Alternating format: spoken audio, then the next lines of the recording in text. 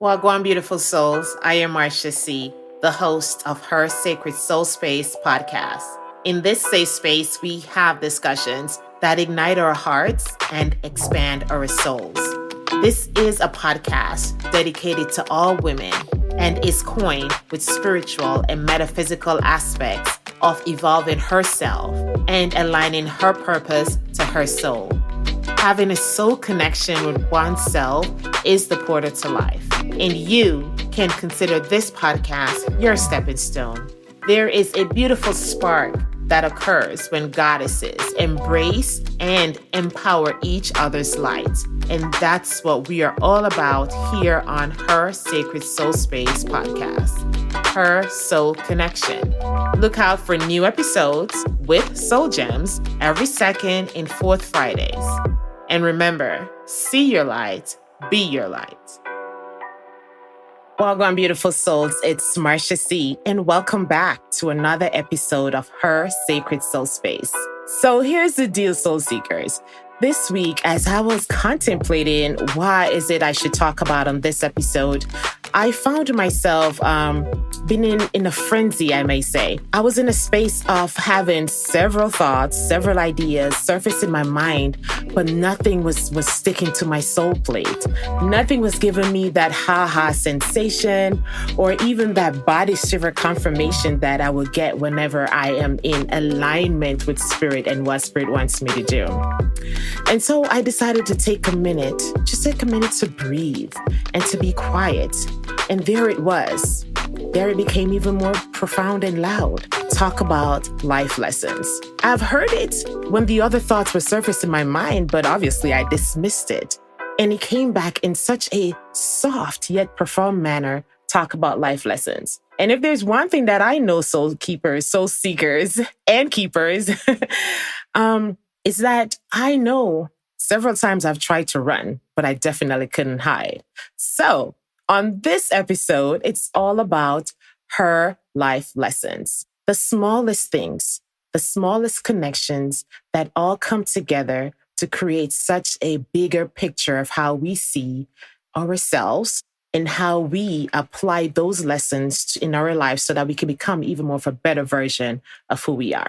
So before we go deep into our conversation, we love to center here on Her Sacred Soul Space. And we're going to do so by taking 3 deep breaths. And this is just a deep, deep breathing of appreciation, a breathing of gratitude, an appreciation for the life lessons that we all have encountered in one shape or form. So let's take a deep breath in. And allow the energy to circulate. And you exhale.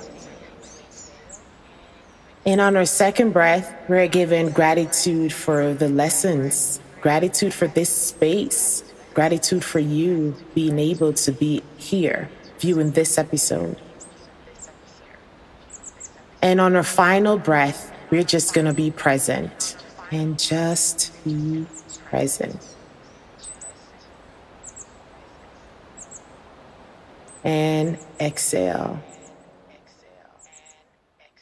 Soul seekers, one of my favorite pastime activity is to just basically curl up on the couch and watch a good movie on Netflix. And I know I am not the only one who loves to do that. Just chilling, doing nothing, enjoying your time, your moment, and watching a movie. Sounds good, right? Yes, I love to do so. And recently I was watching a movie that had a line in it that just stood out to me. And it was, "Time is a gift." Now, I found myself just be in awe of those words. Aspects of my life started to just flow right in front of me.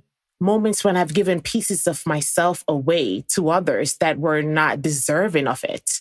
My energy that I use to and focus on other things that is not even deserving of my energy.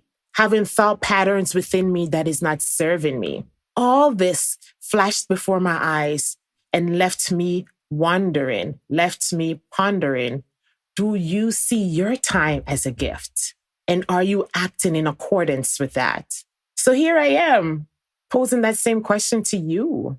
Do you see your time as a gift? And how are you operating in the lessons, the life lessons that come about through your time? How are you applying it in your life and encouraging others to do the same? I have shared openly that in the past, I was a people pleaser and I live a life of someone who blindedly believed that happiness resides in others and not within myself. It was so bad that I would ask for approval for everything, even the smallest things. I felt like I didn't have a control of my life. I didn't know that even by my asking for approval or opinion on even the smallest things, that I was openly and willingly giving away pieces of my soul away, giving away my light, doubting who I am. I found myself dancing in the vibrations of self-doubt, self-sabotage, and not even knowing that I was doing so. I was so quick to point a finger at someone else for making my life feel less than. I solely rely on the expectations of others in order for me to see my accomplishments. Crazy, right?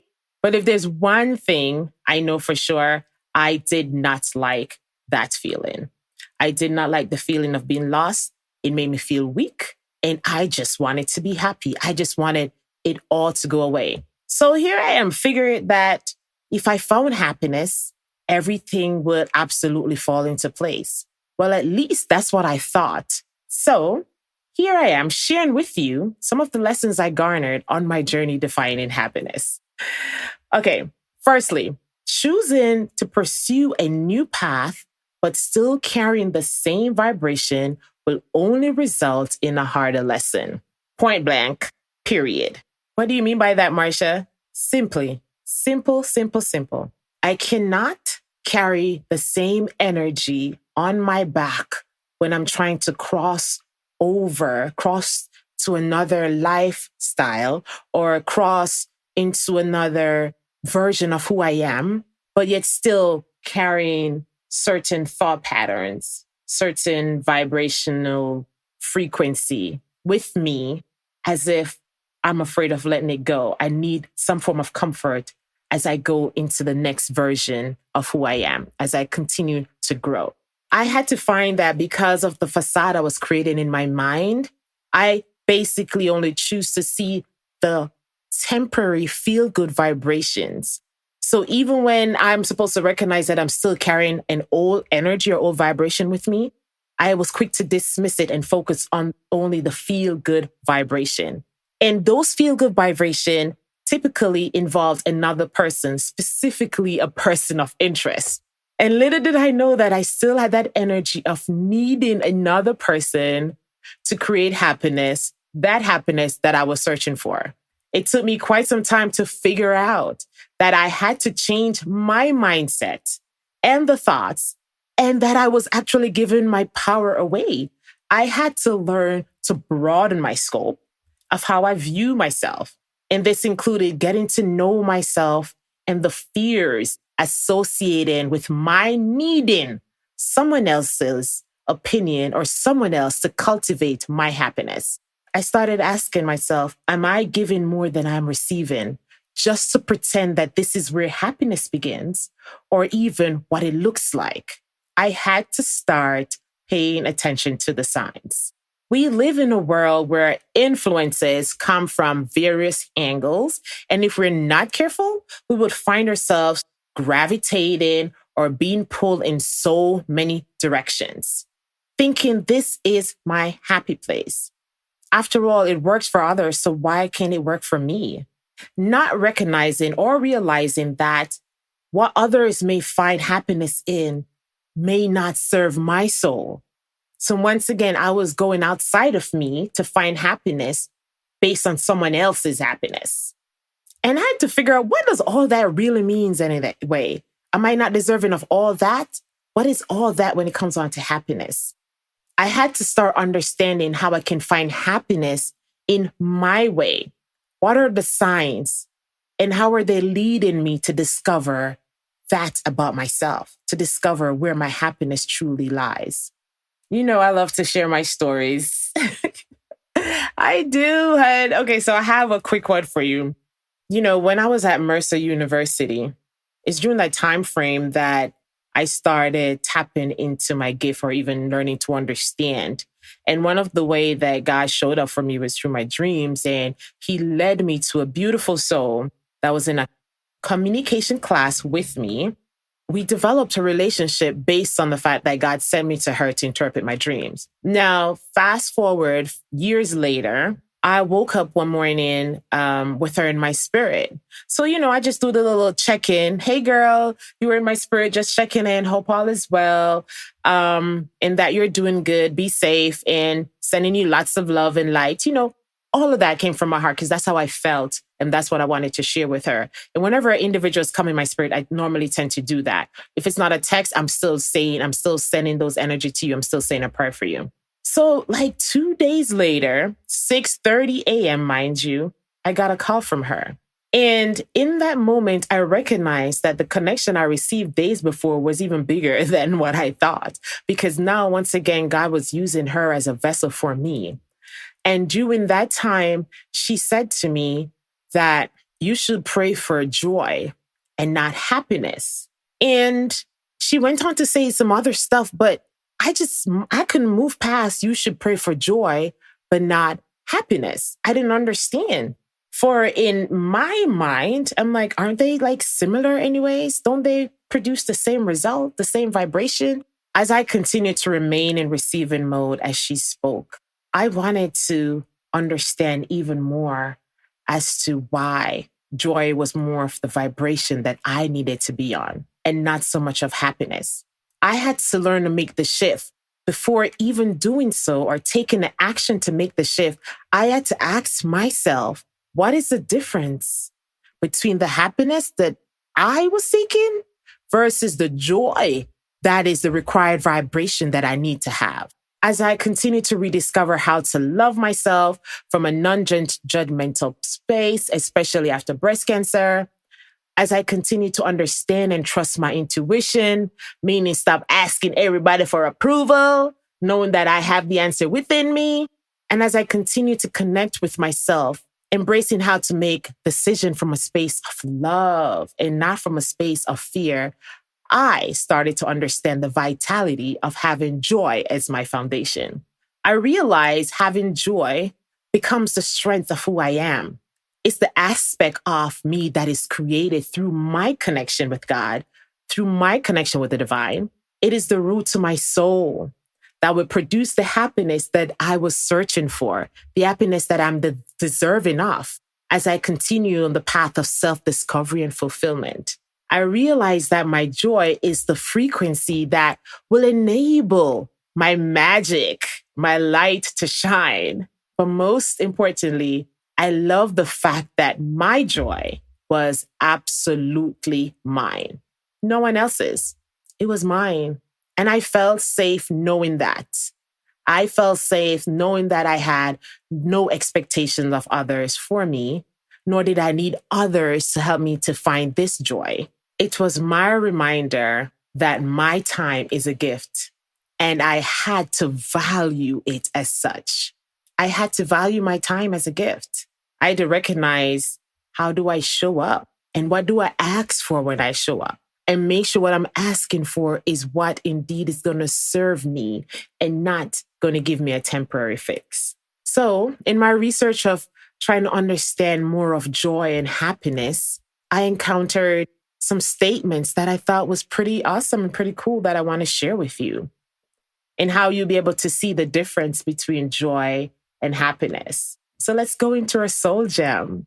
The difference between joy and happiness lives in the mind and the heart. Joy is a little word. Happiness is a big word. Joy is the heart. Happiness is what's on the face. Joy is the soul. Happiness is of the moment. Joy transcends. Happiness reacts. Joy embraces peace and contentment, waiting to be discovered. Joy runs deep and overflows, while happiness hugs hello. Joy is a practice and a behavior. It's deliberate and intentional.